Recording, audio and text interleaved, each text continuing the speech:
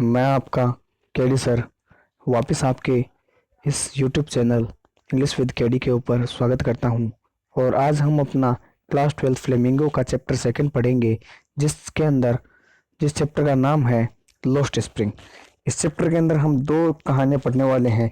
एक तो अपने साहिब के बारे में, जिसके अंदर साहिब क्या होता है कि एक बच्चा होता है साहिब, जिसका जो बचपन है किस प्रकार से मतलब कार्य के अंदर खो जाता है, वो पढ़ेंगे। और एक अपने मुकेश के बारे में पढ़ेंगे कि किस प्रकार से मुकेश की फैमिली जो बेंगल मेकिंग करती थी, यानी चूड़ियाँ बनाती थी, और उसका जो सपने थे वो बड़े बड़े थे, लेकिन वो कुछ नहीं कर पाया। आखिर वो कुछ नहीं कर पाया और उनका जो सारा बचपन था वो इसी के अंदर खो गया। चलो देखते हैं भाई। तो पहला हमारा पार्ट है stories of stolen child, lost spring stories of stolen child.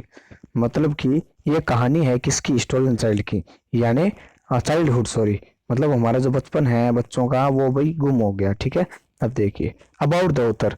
हम पहले अपने ऑथर के बारे में पढ़ेंगे। ये जो अपना चैप्टर है वो किसके द्वारा लिखा गया है? एनिस जंग के द्वारा।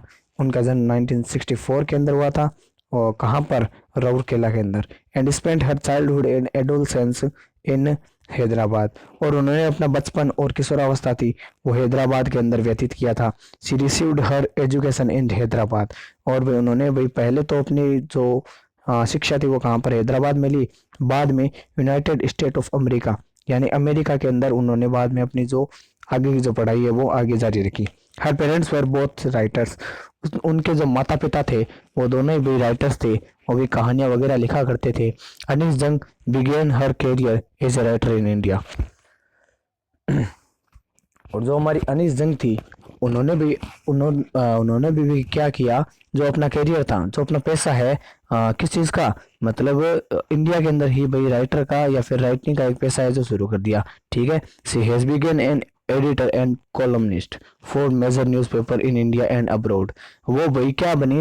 वो भाई एक संपादक, और भाई बहुत सारी बड़े बड़े जो अपने न्यूज़पेपर है उसके अंदर स्तंभकार के रूप में उन्होंने कार्य किया। कहाँ पर? इंडिया के अंदर और विदेशों के अंदर। आगे देखो, and his authored several books.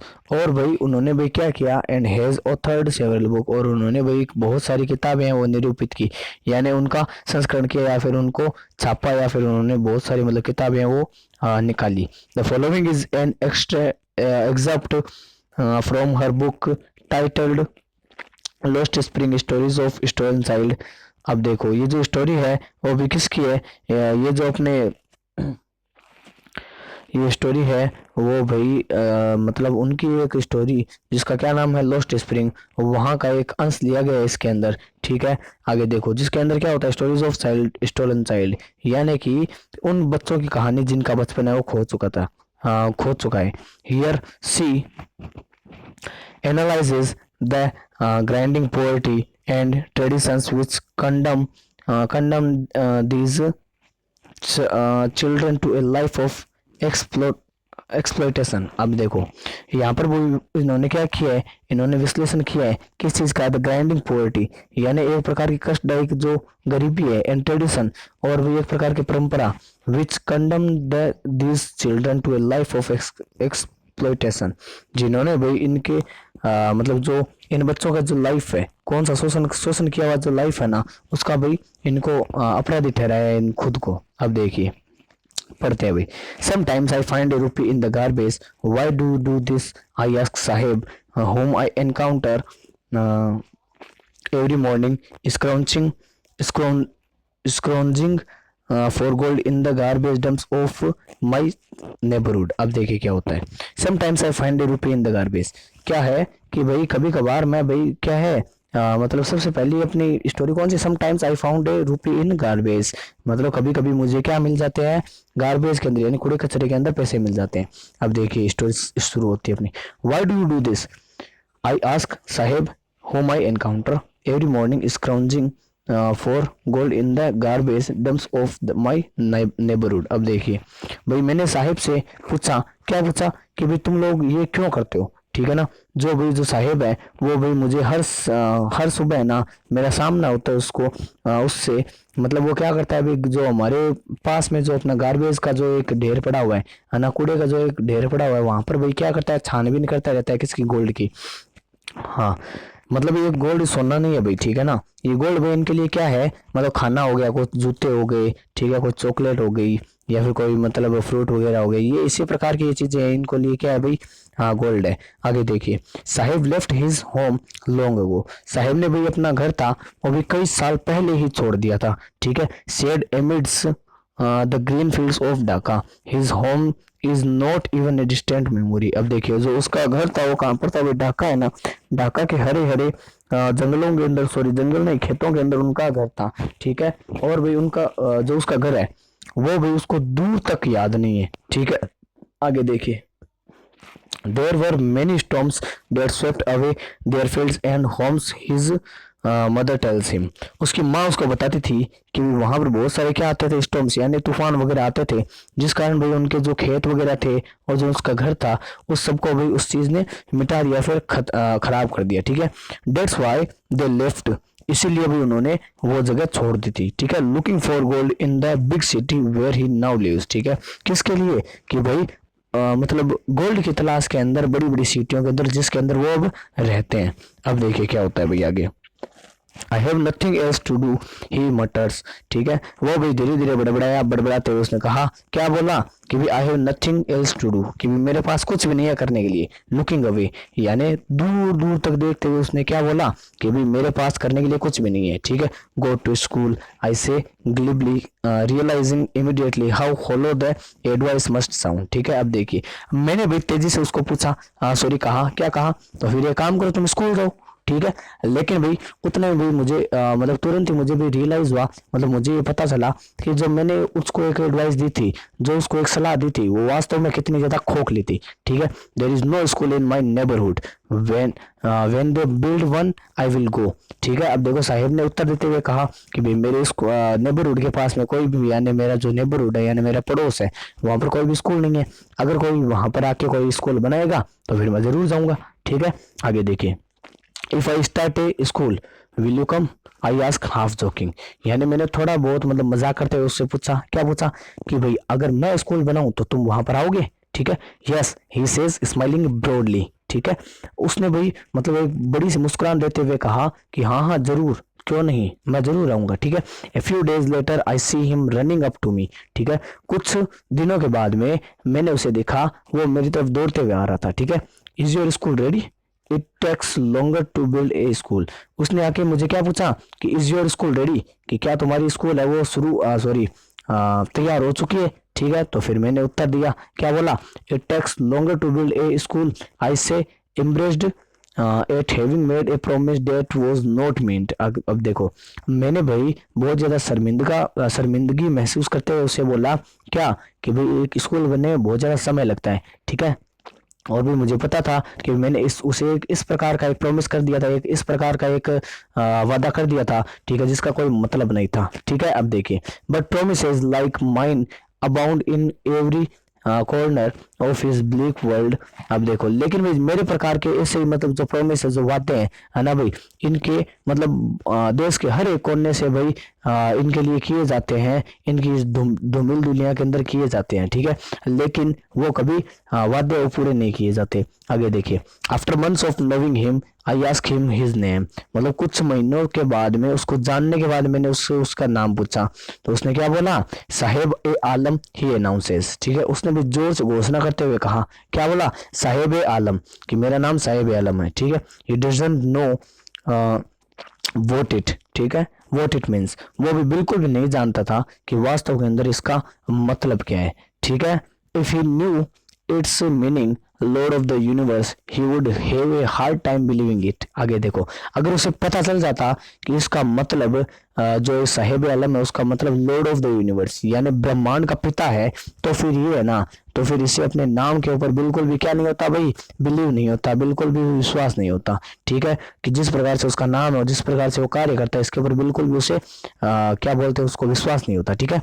Unaware of what his name represents presents, he roams the streets with his friends and army of barefoot boys who appear like the morning birds and disappear at noon. आगे देखो, अपने नाम अपना नाम भाई, उसका जो नाम था वो भी क्या दर्शाता है या फिर क्या प्रतिनिधित्व करता है उसका नाम, ठीक है, उससे अनजान ये जो लड़का था छोटा, वो भी अपने दोस्तों के साथ में क्या करता रहता था, गलियों के अंदर घूमता रहता था, ठीक है, जो कि भाई क्या थी, एक आर्मी थी, यानी एक सेना थी, किसकी, बेयरफुट बॉयज, यानी बिना जूतों के लड़कों की एक आर्मी थी, ठीक है, who appear like the morning bird, जो भाई जैसे कि सुबह सुबह की चिड़िया वगैरह आती है ना, उसी प्रकार से वो सुबह निकलते थे, ठीक है, और भाई नून को यानी कि दोपहर के अंदर वो भी डिसअपियर हो जाते थे, यानी गायब हो जाते थे, वो अपने घर के अंदर चले जाते थे वापस। आगे देखो, over the months I have come to recognise each of them. आगे देखो क्या होता है भाई,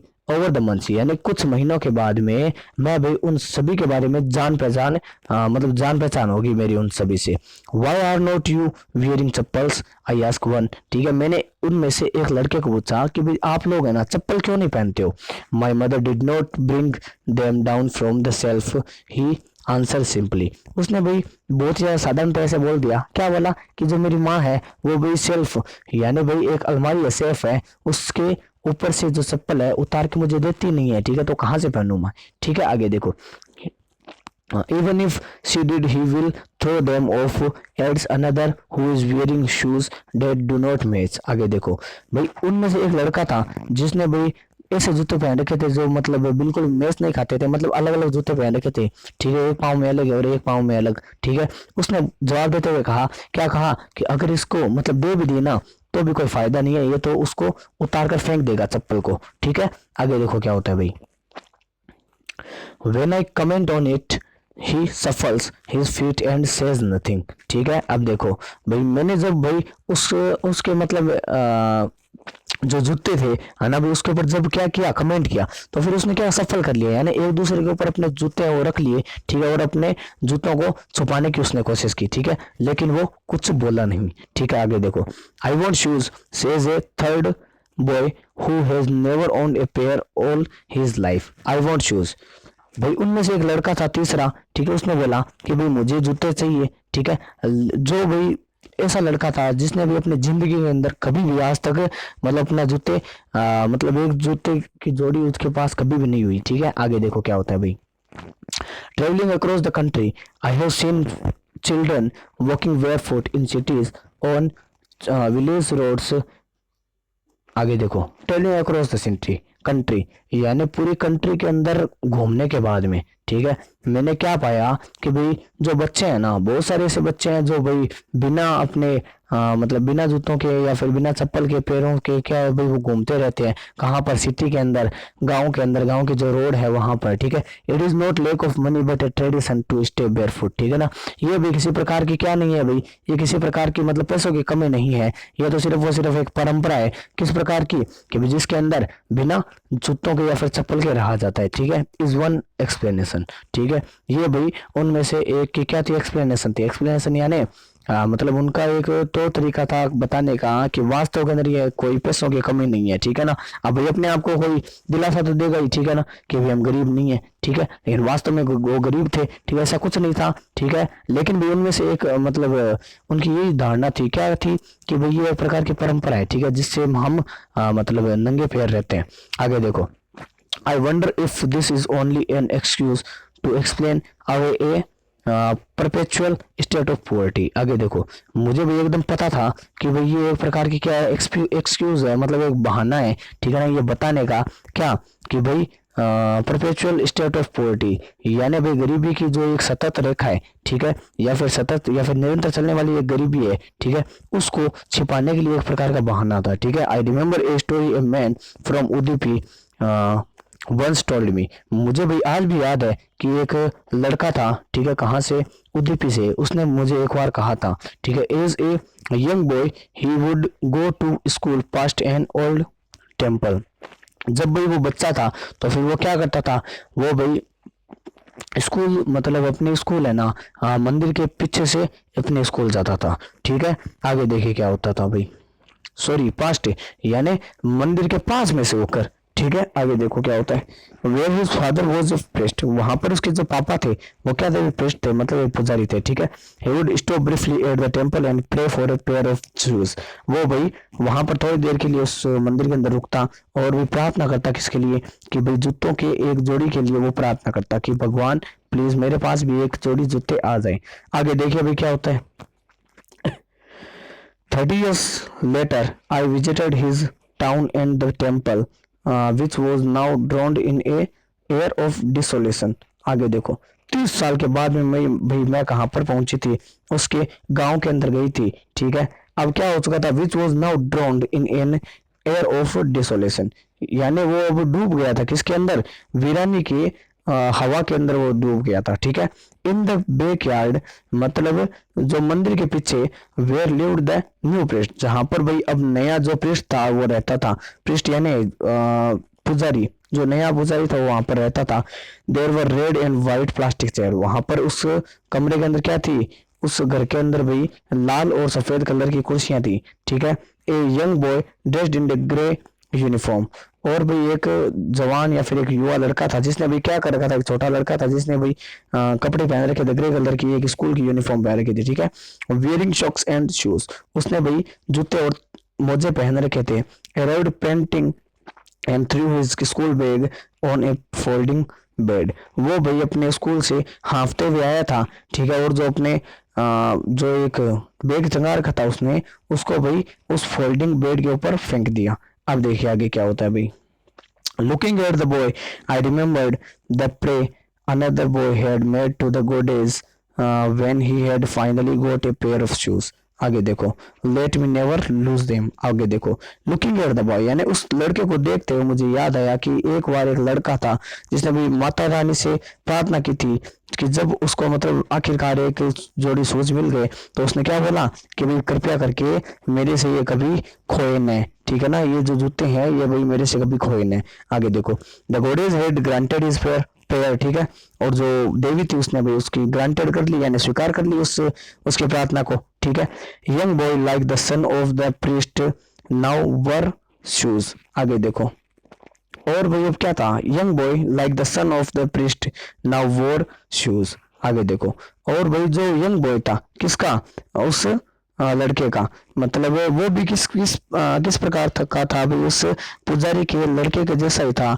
ठीक है ना, अब भाई उसने क्या कर रखा था, उसने भी भाई अब जूता पहन रखा था। ठीक है, but many others like the rag pickers in my childhood in my neighbourhood remain shoeless. ठीक है, लेकिन भाई मेरे जो नेबरहुड है, यानी मेरा जो पड़ोस है, वहां पर भाई बहुत सारे जो अपने रेग पिकर उठाने वाले यानी कचरा उठाने वाले जो लड़के हैं वो अभी भी क्या है भाई, शूलेस फिरते हैं, यानी भाई वो अभी तक उनके पास अभी तक जूते नहीं है। ठीक है, आगे देखो क्या होता है भाई।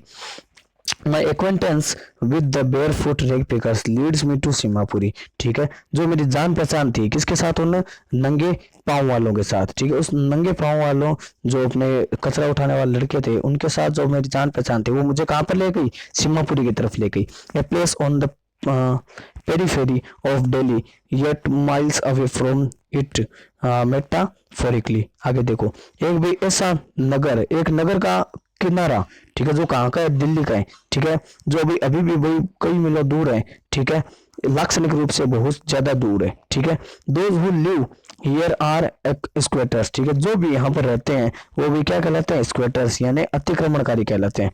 हु केम फ्रॉम बांग्लादेश, जो भी कहाँ से आए थे, बांग्लादेश से आए थे। बैक इन 1971, यानी 1971 के अंदर बांग्लादेश से वो आए थे। Sahib family is among them, Sahib की जो फैमिली थी, जो परिवार था, उनमें से ही एक था। अब देखिए आगे, Seemapuri was then a wilderness. ठीक है, उन दिनों के अंदर सीमापुरी थी ना, वो क्या थी भाई, एक जंगल के रूप में था। ठीक है, इट स्टिल इज, ठीक है, वो अभी भी है, लेकिन अब क्या है, it is no longer empty, लेकिन ये अब भाई आगे तक खाली नहीं है। ठीक है, पहले तो क्या था, ये एकदम जंगल था। ठीक है, सिर्फ वो यहाँ पर मतलब जंगली लोग वगैरह कोई नहीं रहते थे, सिर्फ यहाँ पर खाली रहता था पूरा, मतलब जंगल था। लेकिन अब डिफरेंस क्या है इसके अंदर, है तो वो अभी भी जंगल की तरह, लेकिन यहाँ पर अब भाई आजीविका आ गया, यानी यहाँ पर लोग रहने लगे हैं। ठीक है, आगे देखिए क्या होता है भाई। in structure of mud with roofs of tin and tarpaulin, devoid of sewage, drainage और रनिंग वाटर। अब देखो क्या होता है यहाँ पर, क्या है भाई, यहाँ पर है ना मतलब मड ये यानी कीचड़ के एक स्ट्रक्चर का, यानी स्ट्रक्चर क्या होता है रे, ढांचा, ठीक है, एक कीचड़ का ढांचे से, और जो अपनी टिन होती है, यानी टिन क्या होता है, टिन होता है अपने ये पिंपे वगैरह नहीं होते हैं क्या, है ना वो, ठीक है ना, पिंपे का जो अपना टेन होता है, ठीक है, पिंपे का टेन होता है, ठीक है, उससे भाई क्या बनाए गए हैं, वहां पर घर बनाए गए हैं, ठीक है। डिवोइड सेवेज, ठीक है, मतलब गंदी नाली है, गंदी नाली है जो, उसकी भी वहां पे डिवोइड है, डिवोइड यानी क्या होता है, रहित हुई, यानी वहां पर गंदी नाली की कमी है, ठीक है, वहां पर गंदी नालियां सिर्फ, ठीक है ना, वहां पर उसके लिए कोई अलग से मतलब उसका निकासी के लिए कुछ चीज नहीं बनाई गई है, ठीक है।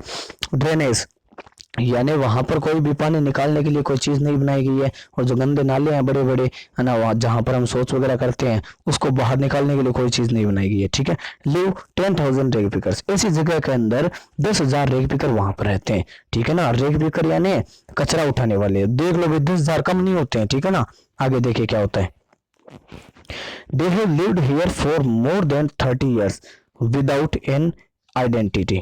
आगे देखो वो यहाँ पर भी बिना किसी पहचान के 30 सालों से रह रहे हैं, ठीक है, विदाउट परमिट्स, बिना कोई अनुमति के, ठीक है, but with ration card that get their names on voters list से, ठीक है, लेकिन भी इनके पास एक राशन कार्ड है जो भाई किसके अंदर, वोटर लिस्ट के अंदर उनका नाम जुड़ाता है। अब देखिए भाई पॉलिटिक्स है, पॉलिटिक्स के अंदर तो आपको पता है पॉलिटिक्स क्या होती है, पॉलिटिक्स के अंदर सिर्फ उन्हें क्या चाहिए, उन्हें सिर्फ और सिर्फ पॉलिटिक्स के अंदर वोट चाहिए, इसलिए भी इनको क्या कर रखा है नेता लोगों ने, सिर्फ और सिर्फ वोटर आईडी दे रखी है, राशन कार्ड दे रखा है, ठीक है, इसके अलावा और उनकी कोई पहचान नहीं है, ठीक है ना।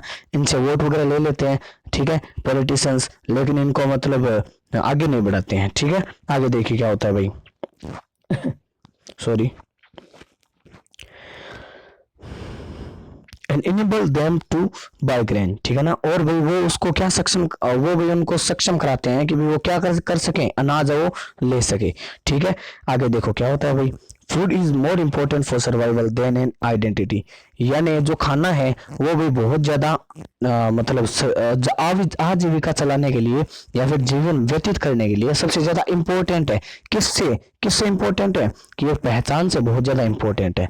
आगे देखिए, if at the end of the day we can feed our families and go to bed without an aching stomach, we would rather live here than in the fields that gave us no grain, say a group of women in tattered sarees when I asked them why they left their beautiful land of green fields and rivers। अब देखो अब क्या हुआ कि आगे जब मैं बढ़ी तो फिर वहां पर क्या थे, फटे पुराने कपड़े पहने हुए या फिर साड़ी पहने हुए कुछ महिलाओं का ग्रुप था, ठीक है ना। वहां पर से जब मैंने उनसे पूछा कि भी आप लोगों ने अपने जो बढ़िया बढ़िया जो सुंदर सुंदर खेत खलियान थे उनको क्यों छोड़ा, ठीक है, तो उन्होंने क्या बोला कि भी एक ऐसी जगह है, ठीक है, जहां पर मतलब if at the end of the day, कि अगर मतलब दिन के खत्म होने पर अगर हम हमारी फैमिली को खाना खिला सकें, ठीक है, मतलब बिना कोई पेट दुखे खाना खिला के आराम से सुला सके ना, ठीक है ना, तो फिर वो हमारे लिए ना उन खेतों से बहुत ज्यादा अच्छा है, ठीक है ना। मतलब हम यहाँ पर क्या कर रहे हैं, हमारी फैमिली को आराम से खाना खिला रहे हैं, ठीक है, लेकिन उन वो जो खेत है वो भाई क्या हो गए, एकदम वीरान हो गए हैं, ठीक है, वहां पर कोई मतलब तो है नहीं, वहां पर हमें खाना तो मिलेगा नहीं, ठीक है, इसलिए हमारे लिए ये भाई बहुत ज्यादा अच्छा है उनसे, ठीक है। आगे देखिए, wherever they find food they pitch their tents that become transient homes। आगे देखो, जब भी उन्हें कहीं पर भी खाना मिलता है, ठीक है ना, तो फिर वो क्या करते हैं, अपने टेंट वहीं पे गाड़ देते हैं, ठीक है, और वो उनका एक अस्थायी घर बन जाता है, ठीक है। आगे देखिए, children grow up in them becoming partners in survival, और जो बच्चे हैं वो वहीं पर बड़े होते रहते हैं, और वो बड़े होकर क्या होते हैं भाई, अपने माता पिता के साथ मतलब अपने कार्य करने में हाथ जुटाते हैं उनके। आगे देखिए क्या होता है भाई, सर्वाइवल इन सीमापुरी मीन्स रेग पिकिंग, और भाई सीमापुरी के अंदर सर्वाइवल करना यानी आजीविका चलाना का क्या मतलब है भाई, सिर्फ और सिर्फ कचरा उठाना है, ठीक है। आगे देखिए, and through the years it has acquired the proportions of a fine art. अब देखो कई सालों से क्या है, इट हैज एक्वायर्ड यानी इसने ले लिया है क्या, एक परिणाम, ठीक है, ऑफ ए फाइन आर्ट यानी कि एक अच्छी कला का मतलब परिमाण के रूप में ये आगे उभर कर आया है, ठीक है ना। मतलब डेक पिकिंग है ना, ये कोई छोटी मोटी चीज नहीं है। मतलब अगर हम डेक पिकिंग करें तो भी भाई हमारी आजीविका चल सकती है, ठीक है। ये हमारी जो लेखिका है वो ये कहना चाहती है। आगे देखो, garbage to them is gold. Garbage था उनके लिए क्या था, एक सोने के समान था, ठीक है। It is their daily bread, A roof over their heads, ठीक है। ये भी उनका हमेशा का भोजन था, ठीक है ना। और भाई हमेशा की जो उनकी छत होती है ना, सिर के ऊपर छत थी ये, ठीक है। Even if it is a leaking roof, भले ही वो एक क्या है, लीकिंग रूफ है यानी वहां से भले ही पानी वगैरह टपक रहा है, लेकिन फिर भी उनके सिर के ऊपर कम से कम एक छत तो है ना। आगे देखिए, but for a child it is even more, ठीक है। लेकिन एक बच्चे के लिए ये जो एक कूड़ा कचरा था ये उससे भी बहुत ज्यादा था, ठीक है। आई समटाइम्स फाइंड ए रूपी even a 10 rupee note, Sahib says, his eyes fight lighting up. आगे देखो, एक बार साहिब ने मुझे कहा, क्या कहा कि भाई कभी कभार तो मुझे है ना, कभी कभार तो मुझे 1 रुपया या फिर एक 10 का नोट भी है ना इस कचरे के अंदर मिल जाता है, ठीक है ना। और जब ये कह रहा था ये बात तो उसकी जो आंख थी, आंखों के अंदर बहुत ज्यादा चमक थी।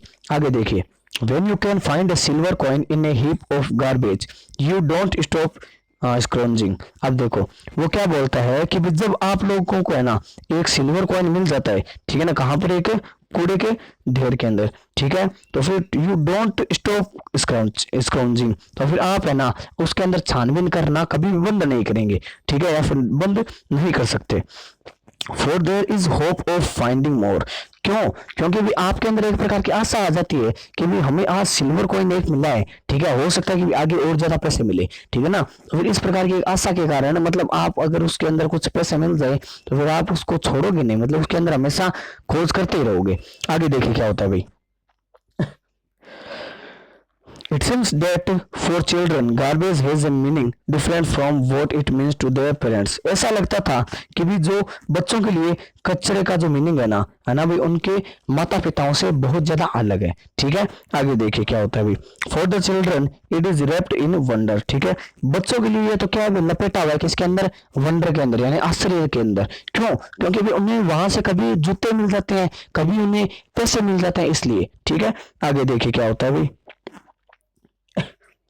Sorry, for the elders it is a means of survival. और उनके माता पिताओं के लिए उनका क्या है भाई, उनका क्या मतलब है, सिर्फ और सिर्फ मतलब उनके आजीविका चलाने का एक साधन है, ठीक है। आगे देखिए क्या होता है भाई, one winter morning I see Saheb standing by the fence, ठीक है। एक मतलब सर्दियों की सुबह थी तो मैंने क्या देखा कि भाई जो अपना साहिब था ना वो भी एक बार के लग कर खड़ा हुआ, ठीक है ना। एक बार थी वहां पर, ठीक है, बार लगी हुई थी, वहां के पास में उससे सट कर खड़ा हुआ था, ठीक है।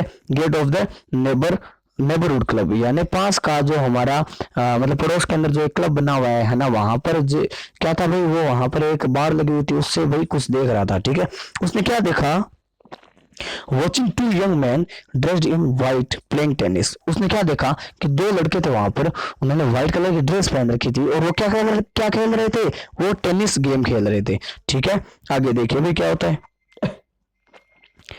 Like the game he hums, ठीक है। अब देखो उसने भाई गुनगुनाते हुए कहा, क्या बोला कि मैं इस गेम को पसंद करता हूँ, ठीक है। कंटेंट टू वॉच इट, ठीक है, स्टैंडिंग बिहाइंड द फेंस। और वो जब वहां पर जो फेंस थी, जो बार थी, उसके बाहर खड़े होकर जो देख रहा था ना उससे बहुत ज्यादा संतुष्ट था, ठीक है। आगे देखिए क्या होता है, I go inside when no one is around he admits। आगे देखो उसने भाई स्वीकार करते हुए कहा कि भाई मैं इसके अंदर चला जाता हूं जब भाई कोई यहाँ पर नहीं होता है, ठीक है। The gatekeeper lets me use the swing, ठीक है ना। और जो गेट कीपर है वो भाई मुझे है ना झूला झूलने देते हैं, ठीक है। Saheb too is wearing tennis shoes that look stains over his discoloured shirt and shorts. Saheb ने भी क्या पहन रखी थी, टेनिस शूज पहन रखे थे, जो भाई उसके जो रंग उड़ा हुआ जो शर्ट था और जो पैंट थी उसके ऊपर बहुत ही ज्यादा अजीब लग रहा था, ठीक है।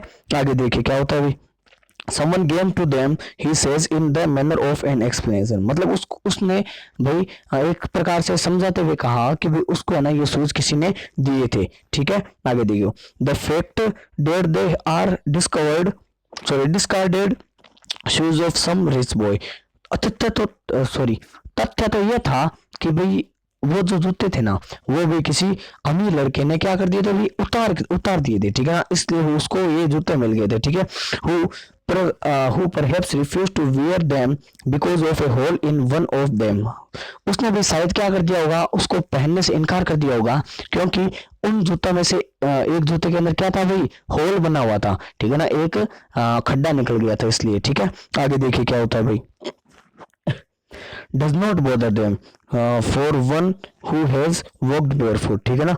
लेकिन इस प्रकार के जो जूते हैं ना, मतलब ऐसे लोगों को कभी परेशान नहीं करते हैं जिन्होंने अपनी लाइफ के अंदर या फिर जिंदगी के अंदर कभी जूते देखे नहीं या फिर पहने ही नहीं है, ठीक है ना। आगे देखो, even shoes with a hole is a dream come out for them, ठीक है ना। आगे देखो, यहाँ तक कि जो शूज है ना जिसके अगर कोई होल भी निकला हुआ है तो फिर वो शूज उन बच्चों के लिए भी किस प्रकार से है कि भी जैसे कि उनका जो सपना है वो सच हो गया है, ठीक है। आगे देखो, but the game he is watching so intently is out of his reach.